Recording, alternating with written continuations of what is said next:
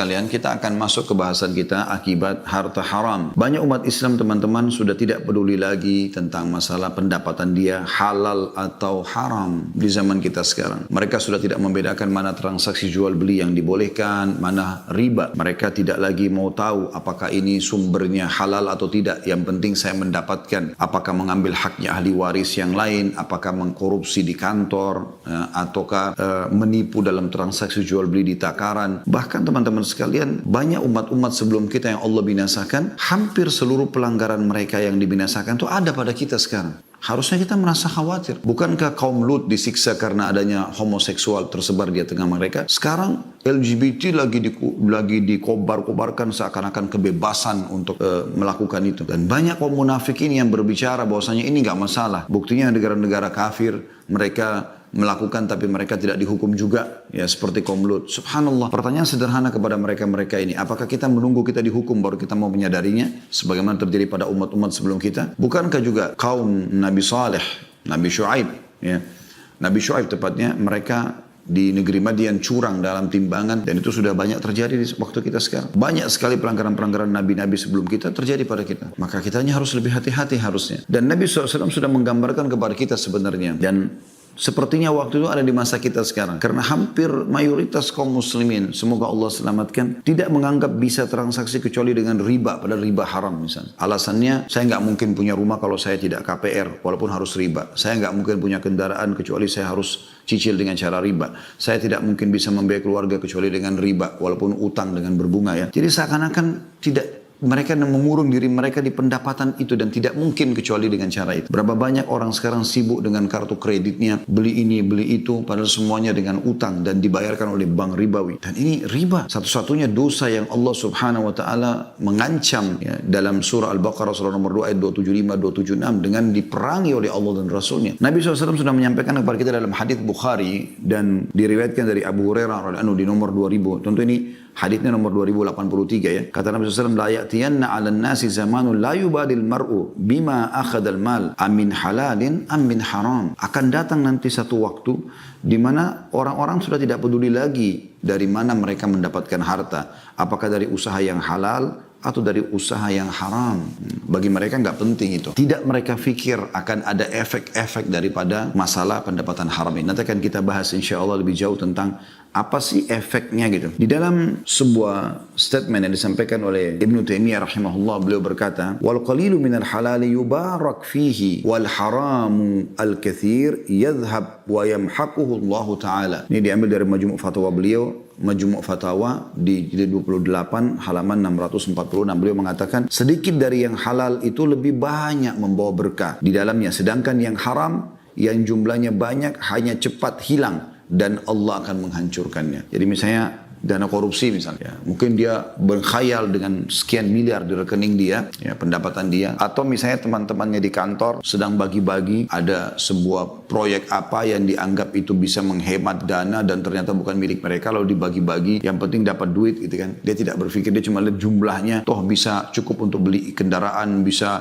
membawa keluarga untuk safar bersenang-senang. Mereka tidak berpikir efeknya. Semua itu akan ada efek-efek yang berat. Umumnya akan ada penyakit yang kronis, umumnya ribut rumah tangga, umumnya anak-anak jadi durhaka. Banyak efek-efeknya. Sampai sebagian ulama menganjurkan kalau ada seseorang yang menemukan banyak permasalahan dalam hidupnya, maka termasuk yang dia harus perhatikan pertama kali adalah pendapatannya. Misal anaknya nakal, misal istrinya membangkang, atau suaminya jadi jahat, atau apalah. Maka salah satu yang jadikan bahan pertimbangan itu termasuk penyakit kronis, bangkrutnya usaha, apalah rusaknya citra dan segala macam. Nabi SAW menyebutkan tentang masalah ini, bahkan mendoakan kecelakaan bagi orang yang selalu saja dia berpikir untuk pendapatan haram tanpa berpikir ini apa efeknya gitu. Dalam sebuah hadis Bukhari di nomor 2886 dari Abu Hurairah bahwasanya baginda Nabi SAW bersabda, ta'isa abdud dinari wad dirhami wal qatifati wal khamisa in u'tiya radi wa in lam yu'ta lam yarda. Celakalah wahai budak-budak dinar, dirham. Qatifa artinya pakaian yang memiliki bludru, maksudnya baju-baju yang bagus gitu bermerek. Khamisa pakaian yang berwarna hitam dan ada bintik-bintik merah. Ini termasuk pakaian-pakaian yang mahal, orang kadang-kadang memperebutkan dan merasa berbangga-bangga sombong dengannya. Jika ia diberi maka ia ridho, dan jika tidak diberi maka ia tidak ridho. Jadi ciri orang yang suka pendapatan haram itu, mereka tidak kenal lagi yang namanya ikhlas dalam bekerja. Bagi mereka, bayar, saya kerja. Ya, bahkan subhanallah kadang-kadang mereka melanggar akad mereka. Seseorang teman-teman kalau sudah punya akad kerja dengan satu instansi, berarti dia membawa nama instansi tersebut. Dan kesepakatan gaji atau payroll yang ada setiap bulan itu menunjukkan sudah cukup bagi dia dan dia tidak punya hak untuk mengambil lebih daripada itu. Contoh misal, pegawai kantor ditugaskan oleh kantornya untuk membeli AC, untuk membeli TV, untuk membeli kendaraan misalnya. Nah ini dia harus apa adanya karena dia membawa bendera, dia membawa uang perusahaan tersebut dan dia terdaftar sebagai pegawainya. Maka apa adanya, dia harus jujur. Misal harga AC 5 juta, dia bayar 5 juta, dia bawa notanya apa adanya. Kalau ada diskon, dia pun membahasakan ke kantor ada diskon. Ada hadiahnya bonus, dia harus membahasakan ada bonusnya. Bukan dia mengambilnya. Berapa banyak orang subhanallah mengambil yang bukan haknya. Anda bukan sedang membawa uang Anda pribadi, tapi Anda sedang membawa uang orang. Ya, berarti bonus semua itu milik dia. Apakah itu payung, pulpen, baju kaos, diskon, produk-produk lain misalnya yang berhubungan dengan itu. Misalnya AC, ada tambahan selang, ada tambahan pipa, ada tambahan apa.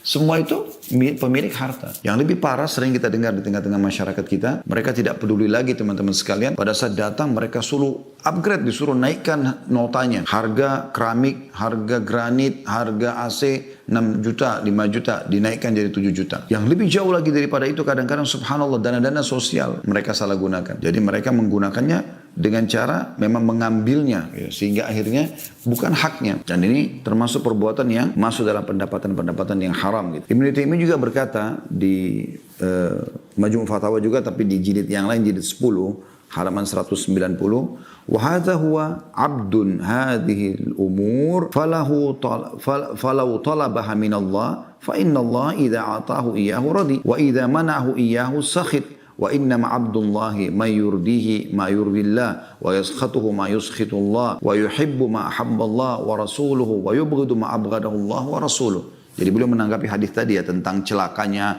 hamba dinar, hamba dirham gitu kan, hamba pakaian mewah yang dia tidak mau peduli dari sumber halal atau haram gitu. Inilah yang namanya budak atau budak harta-harta. Jika ia memintanya dari Allah dan Allah memberinya, ia pun ridha. Namun ketika Allah tidak memberinya, ia pun murka. Kemudian beliau mengatakan, Abdullah atau seorang hamba Allah adalah orang yang selalu ridha terhadap apa yang Allah ridhahi dan ia murka terhadap apa yang Allah murkahi. Cinta terhadap apa yang Allah dan Rasulnya cintai, serta benci apa yang Allah dan Rasulnya benci. Ali bin Abi Thalib berkata, teman-teman sekalian, dalam sebuah statement yang menarik, barang siapa yang berdagang namun belum memahami ilmu agama, maka dia pasti akan terjerumus dalam riba. Kemudian dia akan terjerumus ke dalamnya dan terus-menerus terjerumus. Umar bin Khattab juga mengatakan, la yattajir fi suqina illa man faqiha aklur riba atau aklar riba.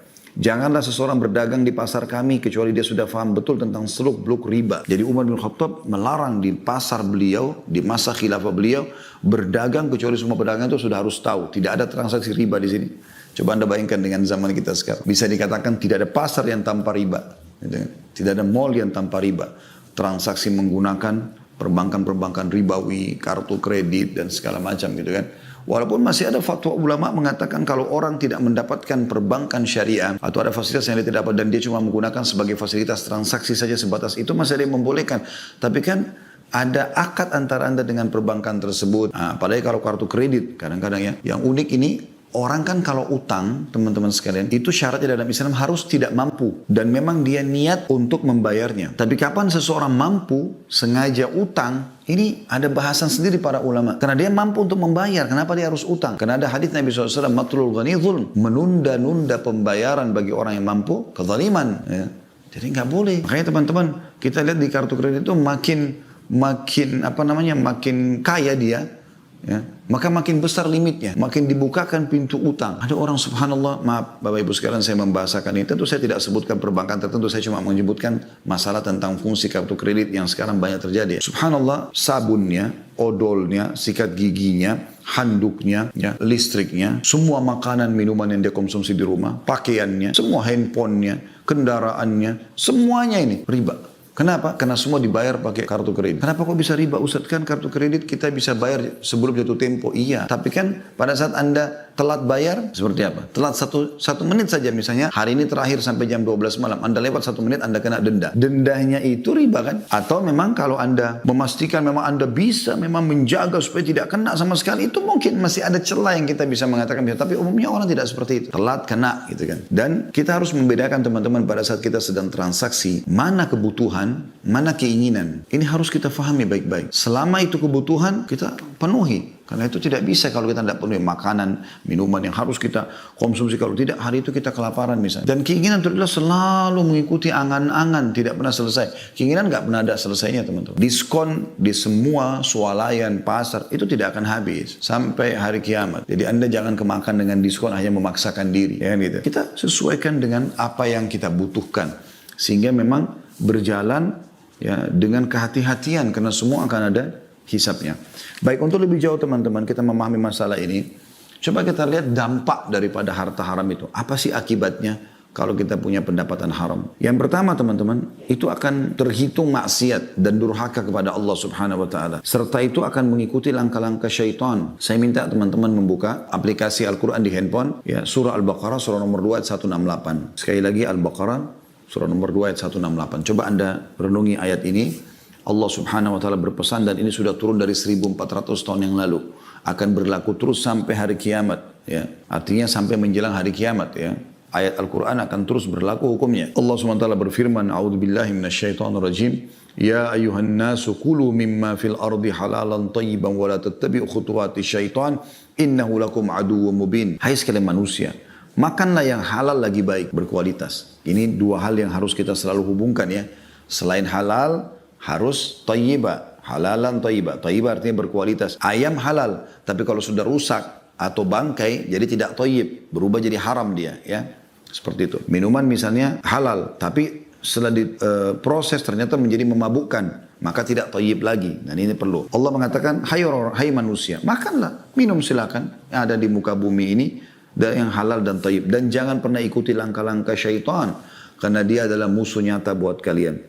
Ibnu Qayyim rahimahullah berkata dalam buku beliau Bada'il Fawaid di jilid 3 halaman 381 sampai 385, beliau mengatakan ada beberapa langkah syaitan dalam menyesatkan manusia.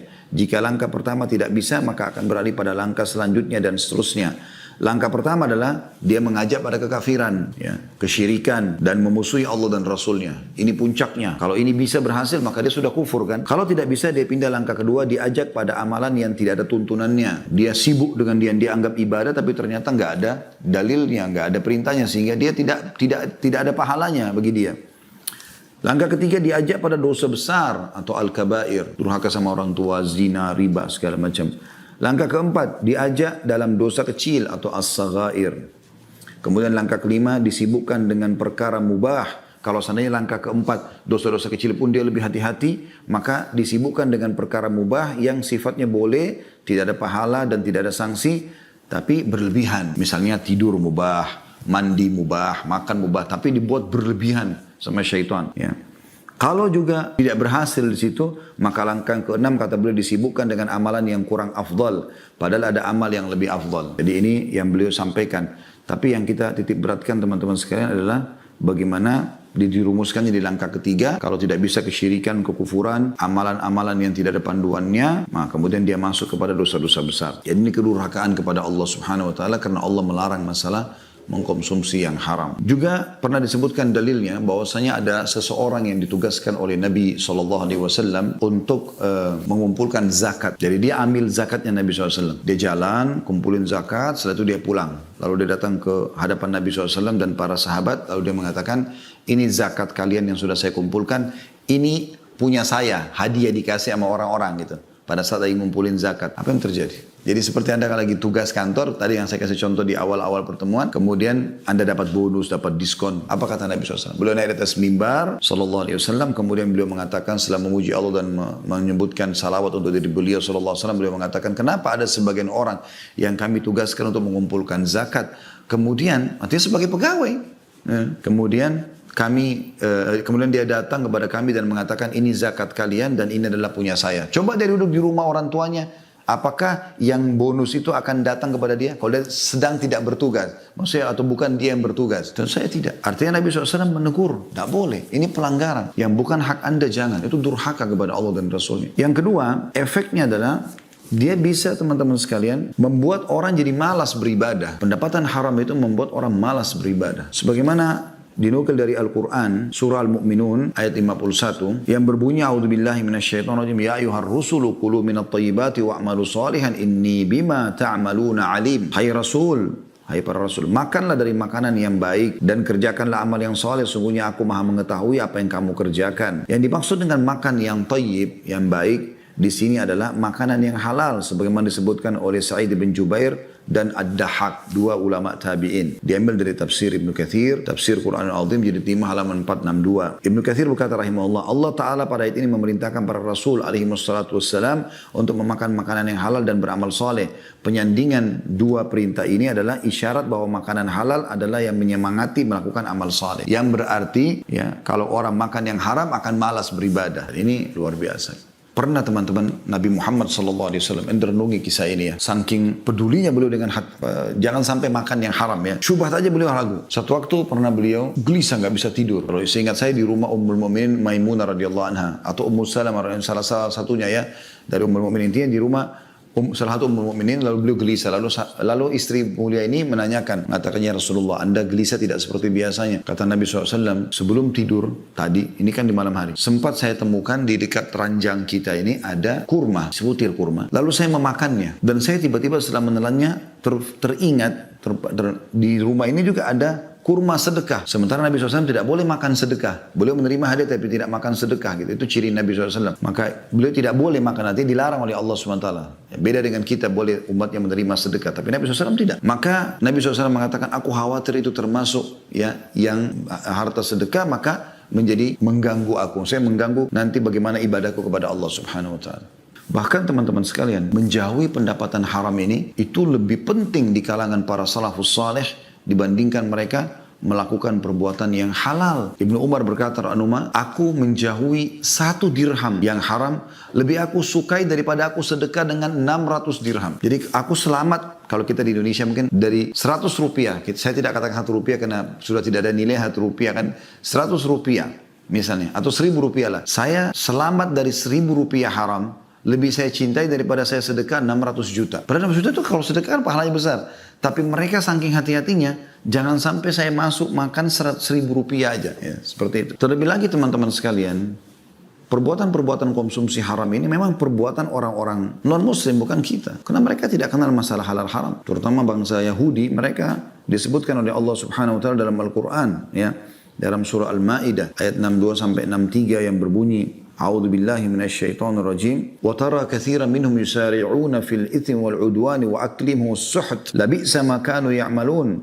Laula yanhahumur rabbaniyuna wal ahbaru an qawlihimul itsma wa aklihim as-suht. Labi'sa ma kanu yasna'un. Dan kamu akan melihat kebanyakan dari mereka, maksudnya orang-orang Yahudi, bersegera membuat dosa, permusuhan dan memakan yang haram. Itu bagi mereka biasa.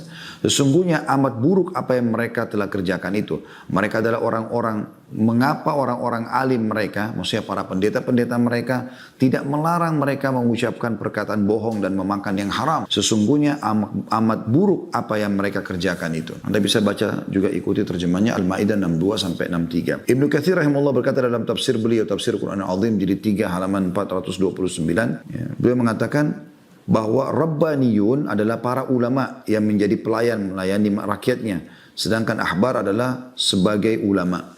Artinya, kenapa ulama-ulama mereka? Allah mengatakan, laula yanhahumur rabbaniyuna wal ahbar. Para ulama-ulama mereka kenapa tidak menegur mereka untuk melakukan perbuatan-perbuatan tersebut? Haram. Dan ini tradisi mereka. Perbedaan dasar antara kita dengan orang-orang non-muslim, teman-teman sekalian, kita punya sistem. Judul sistem itu adalah 5 huruf. Halal. Dan ini yang selalu kita fokus, serta 5 huruf yang lain kita jauhi, haram. Semuanya, dalam semua ini kehidupan kita. Udah, judulnya ini, halal, nikmati, haram, jauhi. Selesai. Dan Allah subhanahu wa ta'ala memudahkan buat kita saudaraku seiman, yang halal itu jauh lebih banyak daripada yang haram. Lalu untuk apa mencari yang haram? Allah pada saat haramkan babi, Allah ganti dengan sapi, kambing, ayam, kelinci, semua hewan air. Allah haramkan khamr, minuman keras. Allah halalkan susu, madu, sirup, air putih, banyak. Allah haramkan zina, Allah ganti dengan nikah. Sama-sama kebutuhan biologis, tapi ini nikmat, halal, status anak jelas nanti bukan anak haram. Ya. Kemudian juga biologisnya berpahala, ini haram. Anaknya nggak jelas statusnya, jadi anak zina.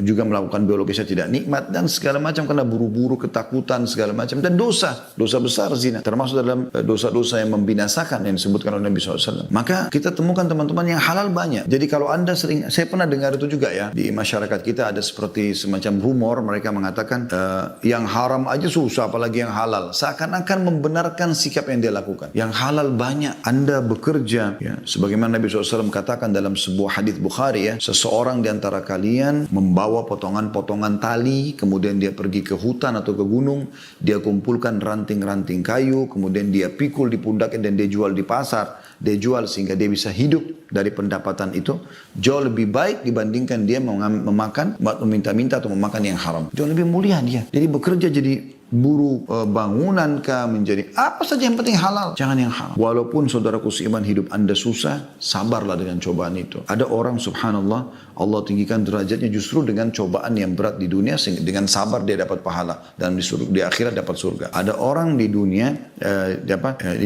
ada orang diberikan nikmat, maka dia dengan syukur, dia juga dapat itu kan. Tapi ada orang umumnya dicoba dengan cobaan. Karena Allah tahu kalau orang ini dibukakan rezekinya, maka dia bisa berbuat maksiat kepada Allah SWT. Ada sebuah riwayat disebutkan Nabi SAW bersabda, Allah berfirman kepada malaikatnya, luaskan rezekinya si fulan, karena kalau kau luaskan dia makin beribadah kepadaku.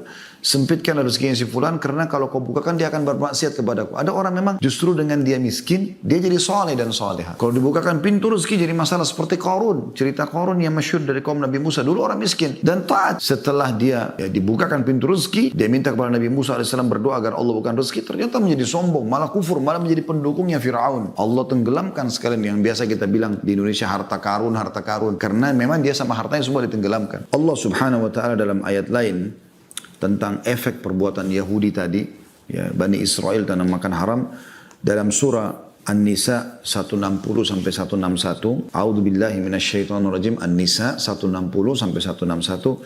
Fabidhulmin minal ladzina hadu harramna 'alaihim thayyibati uhillat lahum wa bisaddihim 'an sabilillahi katsira wa akhdhihimur riba wa qad nuhu 'anhu wa aklihim amwalan nasi bil batil wa atadna lil kafirin minhum 'adzaban alima. Maka disebabkan kezaliman orang-orang Yahudi, kami haramkan atas mereka memakan makanan yang baik-baik yang dahulunya dihalalkan bagi mereka. Jadi karena mereka buat zalim, maka Allah akhirnya banyak makanan yang tadinya halal jadi Allah haramkan buat mereka.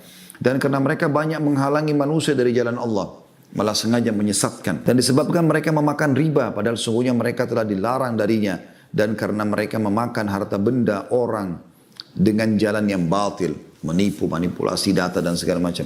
Kami telah menyediakan untuk orang-orang kafir di antara mereka siksa yang pedih. Ibnu Katsir berkata rahimahullah, Allah melarang riba pada kaum Yahudi, namun mereka menerjangnya dan mereka memakan riba tersebut. Jadi orang sekarang tokoh-tokoh dunia ya menguasai bank-bank dunia kan orang Yahudi, mereka tahu sebenarnya riba tidak boleh. Itu sudah Al-Quran bocorkan buat kita, tapi mereka tetap lakukan, bahkan mereka menjadi pelopor-pelopor riba. Mereka pun melakukan pengelabuan untuk bisa menerjang riba. Itulah yang dilakukan mereka, memakan harta manusia dengan cara batil. Diambil dari tafsir Quran Al-Azim. Jadi 3 halaman 273. Padahal Ibnu Katsir ini meninggal ratusan tahun yang lalu ya. Bagaimana kalau beliau hidup di zaman sekarang dan beliau lihat, maka beliau akan memperkuat lagi apa yang beliau sampaikan tentang bagaimana mereka menghalalkan riba itu yang seharusnya seseorang menghindar darinya. Dari hadis Abu Hurairah juga radhiyallahu anhu beliau mengatakan la taqumus sa'ah, bahwasanya Nabi SAW bersabda la taqumus sa'atu hatta ta'khudha ummati bi akhdhil quruni qablaha shibran bi shibrin wa dhira'an bi dhira'in. Faqila ya Rasulullah kafaris war rum faqala qala wa manin nasi illa ulaik. Kiamat tidak akan terjadi hingga umatku mengikuti jalan-jalan generasi sebelum mereka, sejengkal demi sejengkal, sehasta demi sehasta. Lalu ada seorang sahabat bertanya, ya Rasulullah, apakah yang Anda maksudkan ini? Di mana disebutkan dalam hadis Tirmidzi nomor 614, pernah Nabi SAW bersabda kepada Ka'ab radhiyallahu anhu, ya Ka'ab bin Ujrah, innahu la yarbu lahma nabata min suhtin illa kanatin naru awla bihi. Wahai Ka'ab bin Ujrah, sungguhnya daging badan yang tumbuh berkembang dari sesuatu yang haram akan berhak dibakar dalam neraka. Ancaman dalam riwayat yang lain, seingat saya riwayat Bukhari, lahmu nabata min suhtin an naru awla bihi. Daging yang tumbuh dari pendapatan haram, maka neraka lebih pantas baginya. Ini harus diperhatikan teman-teman sekalian. Berarti kita kalau makan yang haram, korupsi, manipulasi dan segala macam, berarti kita mengancam diri kita sendiri dengan api neraka, naudzubillah, karena akan menjadi bagian dari tubuh kita.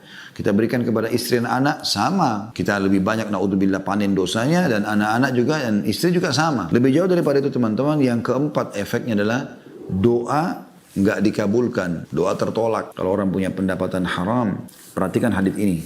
Dan ini efek yang keempat daripada pelanggaran-pelanggaran ya, yaitu sabda Nabi SAW, Inna Allah tayyibun la yakbalu illa tayyiba. Allah itu bersih, suci, baik, tidak terima kecuali yang itu. Makanya Allah tidak pernah terima sedekah dari uang haram. Kayak misalnya Anda sengaja umrah dan haji dari pendapatan korupsi atau manipulasi, atau Anda berikan kepada orang tua dengan niat berbakti, atau Anda berikan kepada keluarga dengan niat sedekah pada mereka. Nggak ada pahalanya, ini malah menambah dosa buat Anda. Karena Allah tidak akan terima. Wa inna Allah amara al-mu'minina bima amara bihil mursalin. Kata Nabi SAW, dan Allah memerintahkan orang-orang beriman sebagaimana Allah telah perintahkan para utusannya. Faqala, dalam firman-Nya, ya ayyuhar rusulu kulu minat thayyibati wa'malu salihah. Wahai para utusan, ya, makanlah dari yang baik-baik dan berbuat amal soleh. Tadi sudah kita sebutkan, salah satu efeknya adalah orang kalau makan haram jadi malas beribadah. Kalau orang makan halal malah makin semangat beribadah. Wa qala ta'ala, dan Allah juga mengingatkan, ya ayyuhalladzina amanu kulu min thayyibati ma razaqnakum. Hai orang beriman, makanlah dari yang baik-baik yang telah kami jadikan rezeki buat kalian. Thumma dzakara ar-rajula yutilu as-safara ash'atha akbara yamuddu yadayhi ila as-sama'. Lalu beliau menyebutkan ada seseorang yang telah melakukan perjalanan jauh, rambutnya acak-acakan, ya, badannya penuh dengan debu, lalu dia mengangkat tangan ke langit. Dia mengatakan, ya Rabbi, wahai Tuhanku, wahai Tuhanku. Dia berdoa, meminta sesuatu kepada Allah. Mungkin kesembuhan, mungkin keselamatan, mungkin rezeki, mungkin anak, mungkin pasangan hidup, mungkin pekerjaan atau apa saja. Tapi Nabi SAW mengatakan, wa mat'amuhu haram. Sementara makanannya haram. Wa malbasuhu haram. Pakaiannya haram. Wa gudhiya bil haram. Dia pun diberikan konsumsi dari yang haram. Fa anna yustajabulah. Bagaimana bisa Allah terima dari dia? Ya akan dapat apa-apa, gitu kan? Hadis ini riwayat Muslim nomor 1015. Berarti doanya ya ditolak. Ini efek yang besar sekali, bahaya ya. Kemudian yang kelima teman-teman, transaksi yang haram ini atau pendapatan haram ini salah satu penyebab dari mundurnya kaum muslimin. Jadi efeknya besar sekali. Efek kepada individu bisa terancam dengan neraka, bisa terancam dengan segala macam masalah. Keluarganya juga begitu ya. Dia sakit, ya istrinya sakit, habis hartanya. Pendapatan haram ini luar biasa teman-teman. Saya tiba-tiba teringat kisah, ada paman saya cerita, ada orang yang beliau kenal, ya, orang ini kaya raya, ya, kemudian diajak transaksi atau diajak bisnis oleh seseorang yang lain. Diajaklah ini bisnis. Tadinya orang ini masih ragu karena jumlahnya cukup besar, tapi ternyata teman-teman sekalian yang ini bersumpah atas nama Allah, dia akan jujur. Bahkan dia mengatakan, apakah Anda Muslim yang beriman pada Al-Quran? Maka yang punya harta mengatakan iya. Maka yang mau rencana ngajak investasi mengatakan, saya bersumpah atas nama yang sedang kita imani Al-Quran. Maksudnya saya beriman atas Allah yang menurunkan Al-Quran ini. Kalau ini transaksi benar, maka ditransferlah uang tersebut. Subhanallah. Karena memang dasarnya niatnya mau menipu, ya sudah. Ya, beberapa hari pertama masih menjawab telepon, setelah sebulan sudah mulai putus, 2 bulan hilang sama sekali. Subhanallah, orang ini paman saya saksikan sendiri. Dia bilang, setelah 1 tahun dari kejadian hilang, ditemukan dia berada di satu negeri, dia berobat, cuci darah, yang biayanya berlipat-lipat ganda dibandingkan uang yang sudah dia ambil itu. Kuasa Allah. Hati-hati teman-teman, jangan bermain-main dalam masalah seperti itu. Dan ini luar biasa teman-teman sekalian. Bagaimana kalau kita malah transaksi dengan yang haram, itu membuat Allah akan tanamkan kehinaan sampai kita kembali meninggalkan itu. Sekarang perzinahan teman-teman sekalian nampak di mana-mana. Bahkan diganti namanya dengan hiburan. Karaoke sekarang apa isinya?